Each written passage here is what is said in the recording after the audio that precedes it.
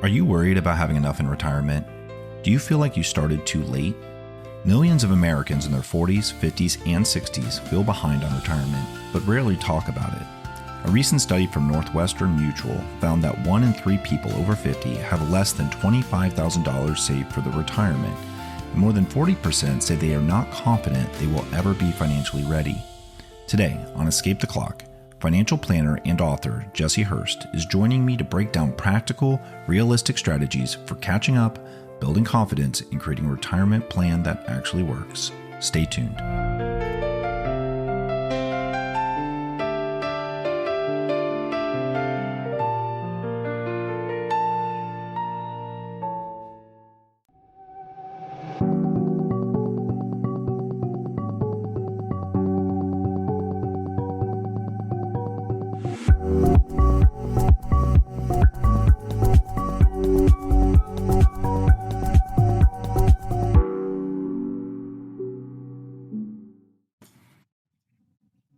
Welcome back to Escape the Clock, the show where we highlight strategies and approaches for achieving financial freedom and having the option not to work. I'm your host, Daniel C. Rogers. There is a quiet crisis happening among people in their 40s, 50s, and 60s. Here are a few sobering stats. 65% of Americans say they have no idea how much they need to retire. 70% say rising costs are preventing them from saving for retirement. More than half say they are behind on retirement savings. And 1 in 3 adults in their 50s have no retirement savings at all. The result is an epidemic of people moving toward traditional retirement age, feeling unprepared, uncertain, and overwhelmed. Despite working for decades, they're not sure what comes next. They don't know how to close the gap. So what's caused this? Who's at fault? Is the individual who didn't start early enough or save consistently enough? Or is it the employers for cutting pensions and shifting risk to employees? Or maybe Wall Street for creating complex products and 401k plans that many people just never really understood? Or the federal government for allowing the pension system to erode and replacing it with a do-it-yourself retirement experiment? Many would say the system's failed, and others would say individuals should have done more. In reality, the truth sits somewhere in the middle, and most people aren't failing out of laziness or negligence. They're trying to live their lives in an economy that keeps moving the goalpost. Housing costs, healthcare, education, and daily living expenses have all risen faster than wages for much of the past few decades, which means even responsible savers can feel off track. Best case, you did everything right. You worked, contributed to Social Security, took advantage of employer 401k matches, invested regularly, and maybe even maxed out a personal retirement account, and yet you might still find yourself hoping that your investments have grown enough, hoping your Social Security will be there and adjust for inflation, and hoping you will not outlive what you saved. So, we have a system that runs on guessing and hoping, guessing how much you will need, hoping it will be enough. With that much uncertainty, the most natural response is avoidance. But here's the good news. Even in your 40s, 50s, or 60s, it's not too late to make some moves to secure that future. Today's guest has spent his career helping people do exactly that. Jesse Hurst has spent more than 36 years helping individuals and families build real retirement plans grounded in clarity and confidence. He's the CEO of Impel Wealth Management and a certified financial planner and the author of PopEnomics, a book that uses pop culture and music to make complex financial topics simple and unforgettable. In his book, he says hope is not a strategy, and today we are going to dig into why that is true and what to do instead when you feel behind and want to catch up. Jesse, welcome to Escape the Clock. Thank you so much. I'm happy to be here today. Jesse, before we get into some of the tactical stuff, I would love to hear more about your world, what first inspired you to blend pop culture with financial planning, which is a very unique book, I have to say, which is very cool. Yeah, well, it's interesting. So I started writing blog posts probably 15 years ago, and I did it when I was part of a larger firm with 2 other partners. When I formed that firm, my 2 partners were 48 and 46, and I was 31. And, 20 years down the road, they were retiring out. And I formed Impel Wealth Management at that time, almost 9 years ago. And so I went from being one of 3 partners who had to write a blog post every 2 or 3 weeks to writing every week. And then when COVID hit and everything shut down economically and you couldn't be face to face with clients and so forth, I decided I better double down on this because there was so much fear and lack of information or misinformation out there that I wanted to get, communicate with my clients regularly. So I started writing 2 blog posts a week at that point in time. Well, in the past, I had tied some pop culture things in once in a while. But I don't know if you remember this, in March of 2020, at the very end of the month, the economy had been shut down. Remember, 2 weeks to bend the curve, right? That whole scenario.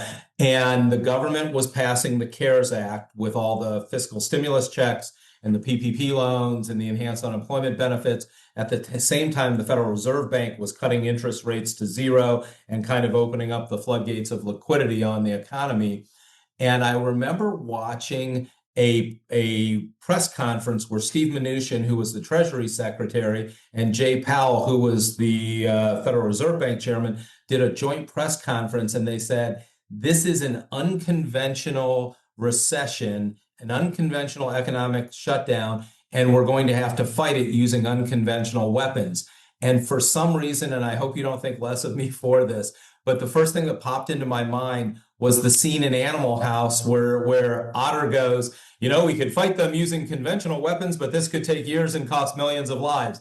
And so I wrote a blog post comparing the actions of the Federal Reserve and the federal government to the frat brothers in Animal House, and people loved it. I got so much feedback on it. And then it was that August, September, I saw a report out that said that the U.S. economy at the end of 2019 was $21.7 trillion. And by the end of the second quarter of 2020, after the COVID shutdowns, the U.S. economy had shrunk to 19.5 trillion. And as I was thinking about it, I'm like, that means that the COVID shutdowns dug like a $2.2 trillion hole in the U.S. economy. And the first thing that popped into my head was the scene in Friends where Joey and Chandler and Monica go to the beach, and Joey digs a big hole and in the beach, and the waves come in and rush in and fill his hole. And I'm like, well, the COVID shutdowns dug a $2.2 trillion hole in the U.S. economy, and the federal government and the Federal Reserve Bank rushed in and filled a $2 trillion hole with $6 trillion of stimulus. Might there be some unintended circumstances, outcomes of that? And so I wrote a blog post that was titled, I don't know if you remember this, but all the Friends episodes are called The One Where, right? And so I wrote a blog post that was titled The One Where Joey and the Economy Dug a Hole. And people thought that was just so funny. And they remembered it, right? People would say things to me about it all the time. So then I started intentionally looking for whether it was classic rock songs or movies or TV shows or Broadway shows, some way to connect it so that A, it would make it fun for people, and B, it would cause them to say, hey, I want to read this. This isn't just another dry, boring economic numbers-based post.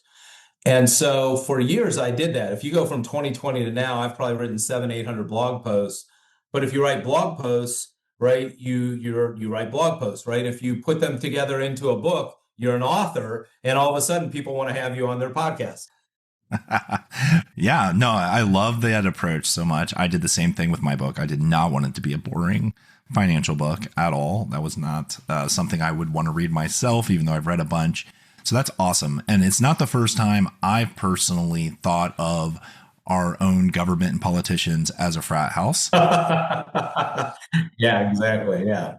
Well, let's get into it a bit because as I mentioned, nearly 45% of Americans fear they're going to run out of money in retirement. Now, I know from the data that's not really always true. A lot of time we fear that, but the reality usually isn't money. It's usually other things. People actually end up saving too much a lot of the time. It's one of the big regrets. But as you've worked with people for like more than 30 years now, why do you think so many people get this emotionally wrong about feeling behind? Where does that unrest come from? I think a lot of it comes from the uncertainty, right? And not knowing, first of all, where they are. And they haven't charted a course to know where they want to go. So in the midst of all that uncertainty, then you have fear-based either thoughts or fear-based decision making. So the first chapter of my book is titled Determining Where You Are Financially. And I always use the analogy that like if you were traveling, right, and you had to change planes in a big airport, whether it's Chicago or Denver or Atlanta or Dallas or whatever, right? You get off your plane and you know you got to get to gate B37 to make your connecting flight, right? The first thing you do is you look for that concourse map. And once you find that concourse map, you find the place that says you are here. Because if you don't know where you are, you don't know how to get to B37. And that's kind of where I tell people they've got to start. And I think 5 years of the COVID lockdowns, the stimulus checks, the inflation, the Federal Reserve raising interest rates, geopolitical uncertainty and political division in the country, a lot of people today just don't even really know where they are. So they don't know where to start. And that leads to that fear. Is this why you see so many people like in their 40s, 50s, and 60s feeling so overwhelmed? Is it just that they know they're getting closer to retirement and not knowing that, hey, this is where I am? You might imagine fear might make this bigger gap than maybe is reality.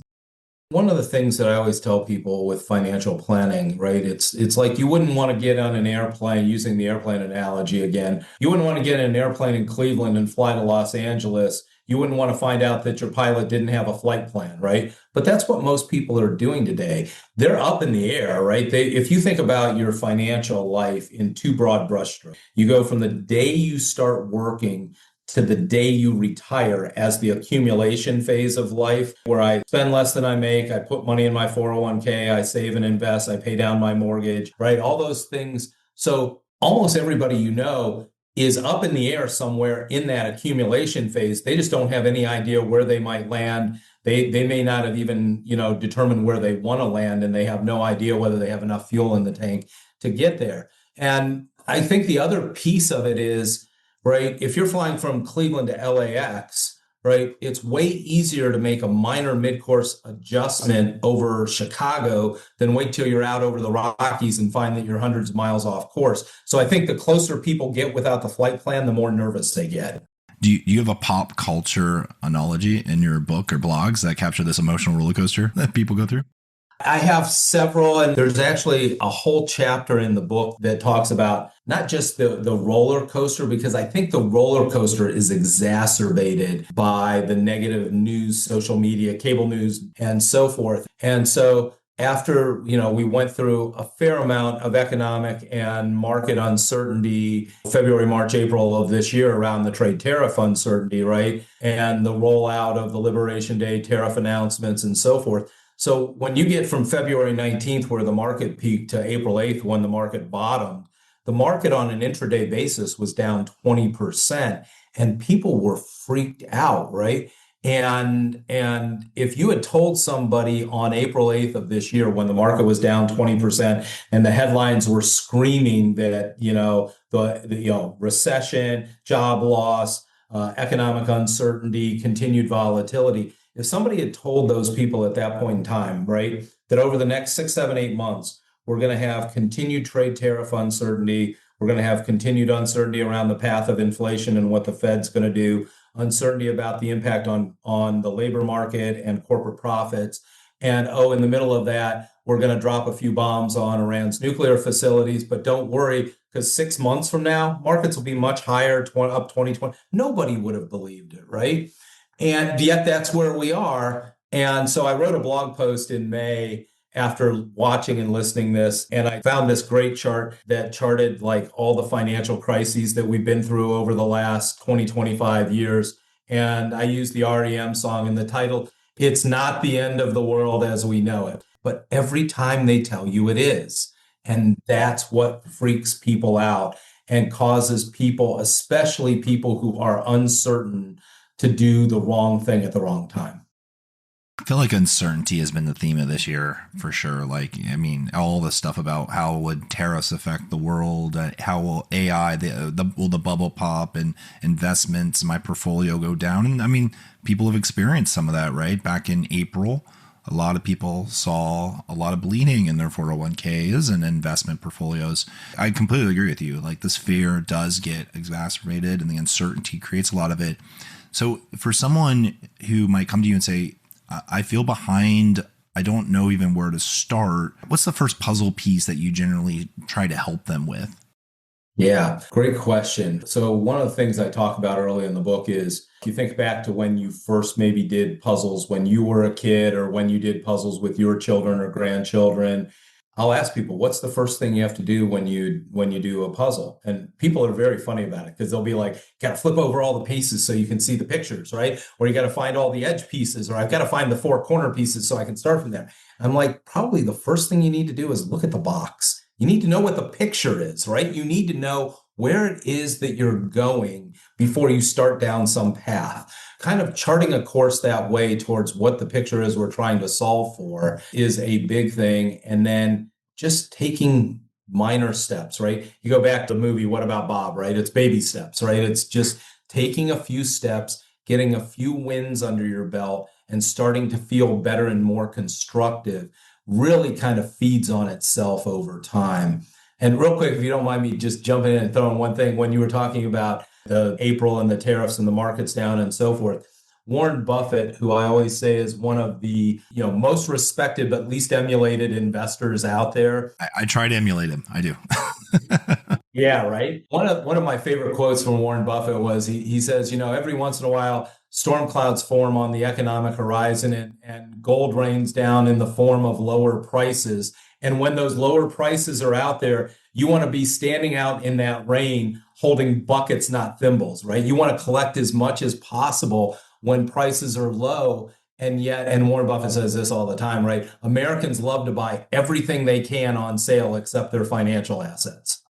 It's kind of crazy, when you think about it. I mean, not to say anyone's crazy for not doing it. It's just seems to be a lack of natural human behavior there, right? Because these assets don't feel like consumerism in the same way. It's an investment. So I do feel like there is something with that. So when you're working with somebody, how are you helping shift these mindsets? I know, are there like key numbers you're trying to show them? Like, how do you start to help them get the plan formed?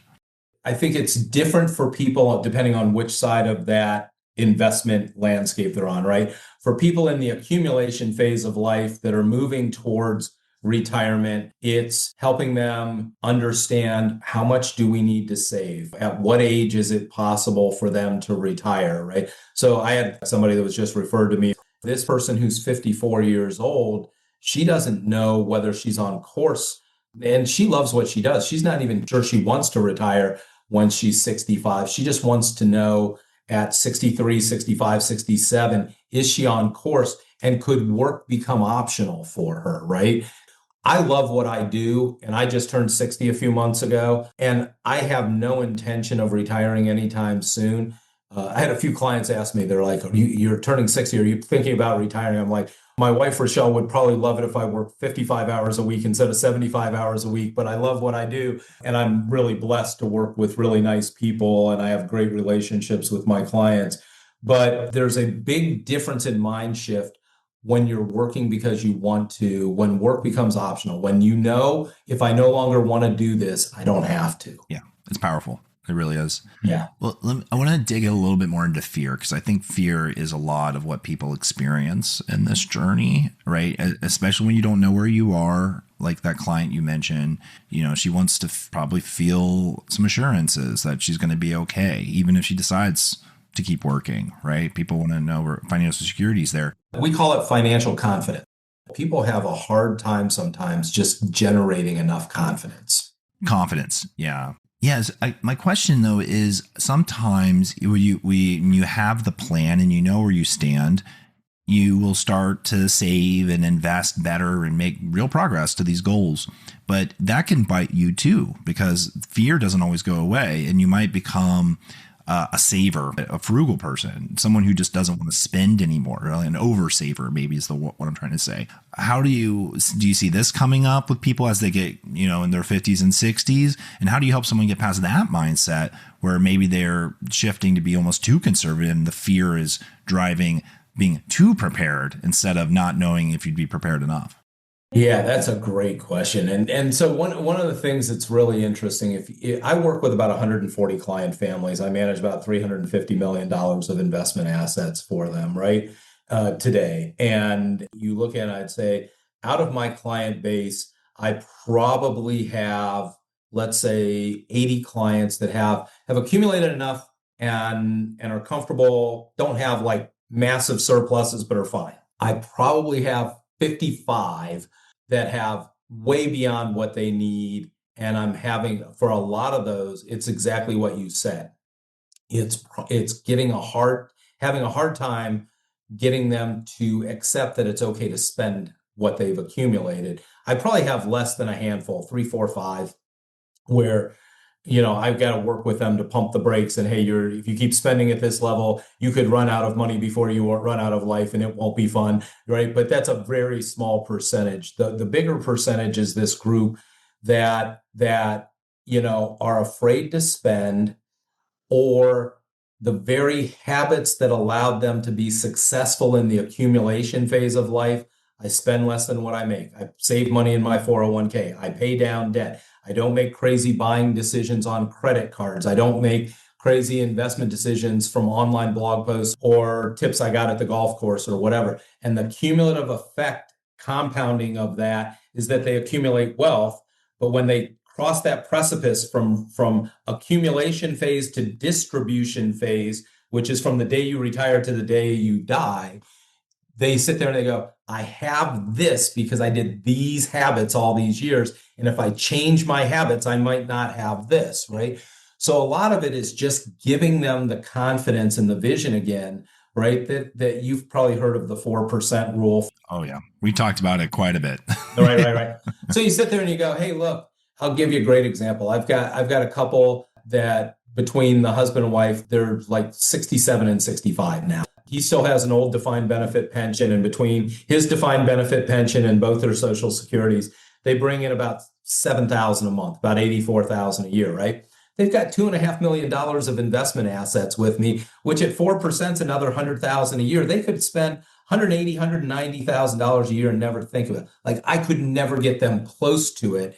And they're looking for where to get the best, cheapest airline seats for when they take a trip overseas, right? And I'm like, guys, fly first class. And I finally got them a couple months ago. They came in to see me, and they've been clients of mine since 91. We kind of all grew up together.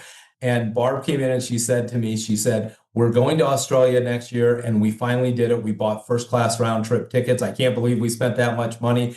She goes, I kept hearing you say, it's okay, you're allowed to spend money. And she said, this was the best line I've heard from a client in a long time. She goes, it finally occurred to us that if we don't spend our money flying first class, eventually one of our kids or grandkids will. It was like such a great light bulb moment, right? So I've used that with a number of my clients since then. I love that so much. So how are you helping people get there? I can tell you're having the right conversations with them, but do you use pop culture examples to help them change their thinking? Or is it very personal? It tends to be more personal, because what you find is people's inner voice, how they grew up, right? One of the things we ask clients during an initial meeting is, and this might sound crazy because it doesn't have anything to do with money. We'll ask them, think back to when you were a kid. What's your first memory of money? And people tell you a story, and it tells you something about how they grew up. And were they wealthy? Were they not? Did they have to scrape by? And a lot of those experiences and voices they hear from parents, grandparents, whatever, right, shape how they feel about the ability to spend money today. So I wouldn't say it's as pop culture related. And then the other thing I remind clients, and this is in the second chapter of my book, and I credit it to my very good friend, John Rasnick, who was an estate planning attorney that I worked with for 30 years. Unfortunately, I lost John during COVID, 63 years old, passed. He got COVID 2 weeks before vaccines were available. And John always used to say to my clients when he'd come in, he'd go, in the whole history of mankind, we've only ever figured out 3 things you can do with money: save it, spend it, or give it away, right? And you don't give it away when you're living, you'll give it away when you die. So one of the things I remind clients, like this couple I just told you about, $2.5 million of assets. I live in Northeast Ohio, right? So Midwest culture, almost all of my clients are debt-free. They've paid off their mortgage and so forth, right? If they're in that spot, they don't need to save anymore. That only leaves spend it or give it away. So what are you going to use your money for that is important and meaningful for you? Absolutely. I want to circle back to something we had touched on a little bit earlier, because you're absolutely right. The way our environments shape us, our values, our upbringing, all of that. But in the environment we live in today, it can be very negative. And there was this Alliance Life study from last year that said more than 70% of Americans say that economic headlines negatively impact their financial confidence because people are bombarded with recession predictions and political tension, market noise, all this content. So how do you help people feel grounded in the world today when, yes, the pop culture stuff is fun and great, and maybe that can help us, but so much of what we hear is so negative? One of the things I do is I remind them, right? Like, first of all, I'll ask them what they've seen on CNBC recently. And a lot of times they'll see these panel discussions where they'll have somebody say, hey, AI is the greatest investment. You should be allocating bunches of money because the growth trajectory, these are real companies with real cash flows and real earnings, not the dot-com stuff that we saw, back in the late 90s. And the guy next to him's like, valuations are crazy. You shouldn't be putting any money in AI. And you sit there and go, so what did you glean from that? What did you take from that conversation? And nothing. They couldn't do anything, right? So there's a lot of that in the media. And then if you look at the media, whatever the statistics are, 8 out of 10, 9 out of 10 articles are negative, right? And I remind them that if Money Magazine or Forbes Magazine told you every, a week or every month that the way to build wealth is to build a diversified portfolio, stay disciplined in your diversification, don't chase the hot investment, continue to dollar cost average in through your 401k, pay down debt and so forth, you'd buy Money Magazine once, right? You wouldn't have to buy it every time. So they have to put these sensationalistic headlines on to keep people buying, the 6 mutual funds you must have today, or the 3 stocks that you need to be buying in this environment. And then I just remind them, right? In 1979, Business Week had a famous cover that was called, this was after like a 12-year bear market through the 73-74 Arab oil embargo and the high inflation of the 70s, that was called The Death of Equities. Nobody will ever invest in stocks again because the stock market's dead right before the stock market goes on this massive 18-year tear. I remind people that in 2000, a vast majority of the Super Bowl commercials were all for investments in .com, right before the .com bubble burst, right? In 2022, Fortune magazine had a really interesting headline on the cover comparing Sam Bankman-Fried to be the next Warren Buffett. And 6 months later, his net worth had dropped from 100 billion to 100,000, right? And it's like, if the media by and large was right, the media by and large would be wealthy, and so would everybody who followed them. So if they aren't, let's not do that. Let's do something different. That's awesome perspective. I hope others take that away. Yeah. Don't maybe listen to everything you hear online or on TV. I did write a blog post, probably I think it was in 22, because in 22, if you remember, Russia invaded Ukraine, the Fed raised interest rates a bunch of times because inflation got up to 9%. Media was screaming everywhere. And I used there was an old Bugs Bunny cartoon that was with Marvin the Martian, and Marvin the Martian was going to blow up the Earth, and Bugs Bunny took his thing that he was going to blow up the Earth with, the Imodium Q-37 space modulator. And Marvin the Martian kept going, where's the kaboom? Why did this not happen? And it's like the media constantly screams that things are falling apart. Real quick, right? From July 1st of 2018 to June 30th of this year, 7 years, we had 4 downturns of 20% in the market. But yet the market went from like 2,300, the S&P 500 went from like 2,300 to 6,300. But only benefited from the 2,300 to the 6,300 if you stayed in, if you didn't panic, if you didn't listen to the media. If every time they told you there was going to be this giant kaboom, you panicked and bailed out, you missed it. There's been data on that, even longer term data that shows that people who stay in and ignore reacting to short term trends will do 6% better on average per year over those who don't. Yeah. So there's real data for that now. And that's not to say you should always stay in no matter what. You should look, make your judgment and do your conditions and all that. But there are people who overreact for sure. A lot of people listen to this show, they will have a plan. They'll probably have a good idea where they are, but that doesn't mean they don't feel behind, right? We're all looking to get ahead.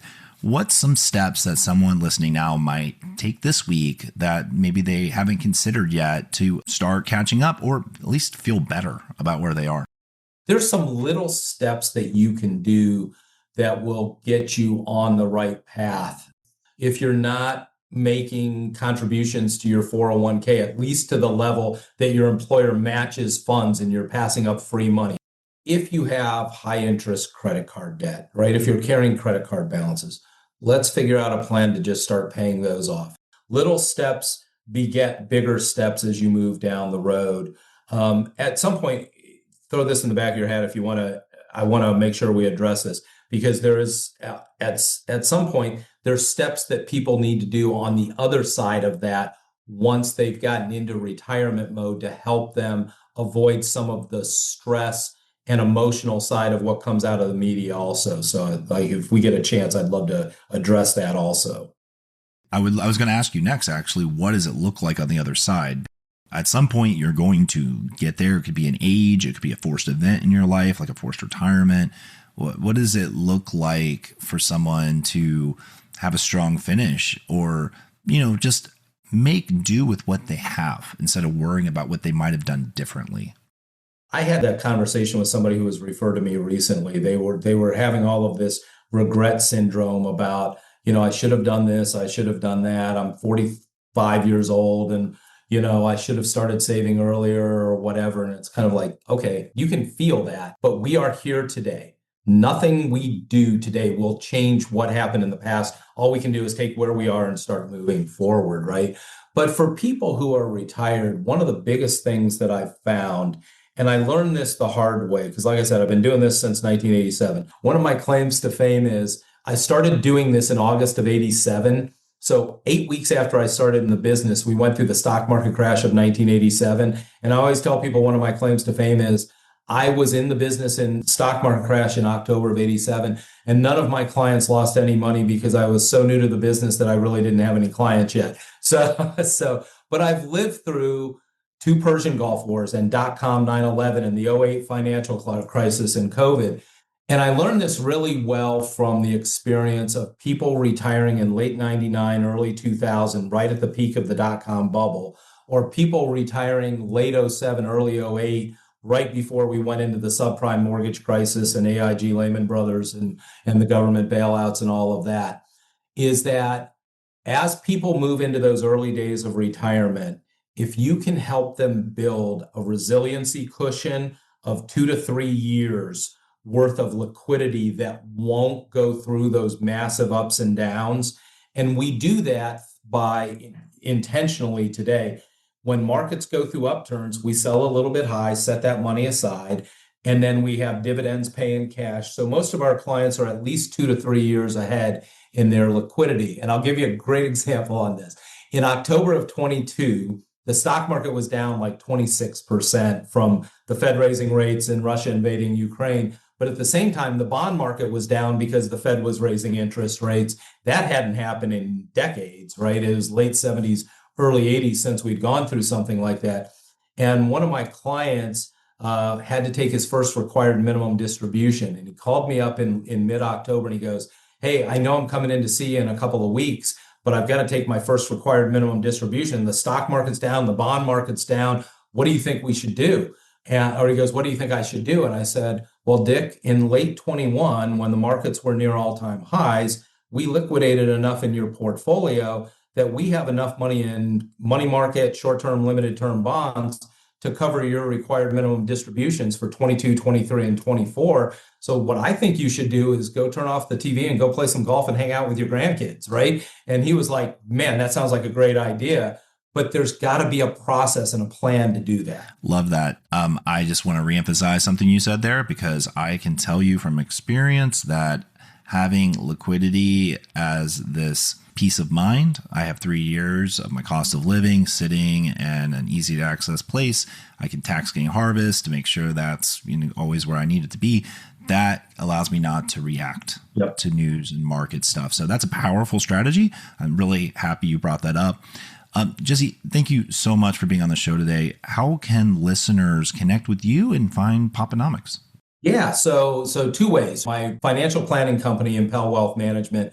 Impel means to impart motion towards a future goal or future destination, or give somebody the ability to move forward with confidence, which is why we love the name. ImpelWealth.com. And then my book, PopEnomics, There's a separate page on the website for it, but then if you go to Amazon, look up PopEnomics, it was a #1 bestseller when it came out in early September. We've had a lot of fun with it. Thank you so much again. And one last bonus question, if you don't mind. Yeah, sure. Was there a movie or song in your life that really has shaped the way that you live, that kind of led you to this point, do you think?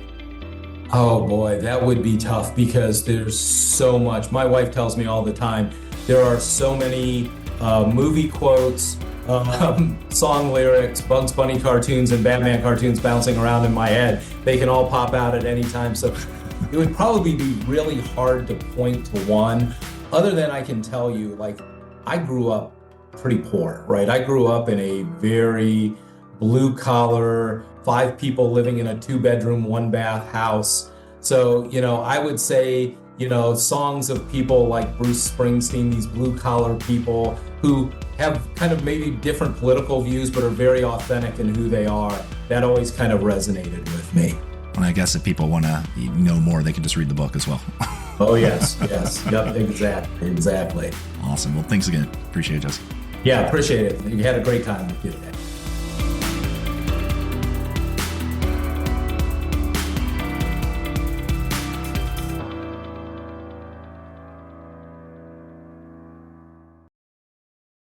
Today's conversation with Jesse highlights something so many people overlook. Being behind is not a permanent condition. It's just a starting point. The weight of feeling behind is something many of us carry. Maybe you have a goal you're working toward and you feel that you won't be there when you need to be. Or, like Jesse and I discussed, maybe that weight isn't caused by your bank balance, but by the lack of a clear map. When you go through life without a plan, any detour can feel like a disaster.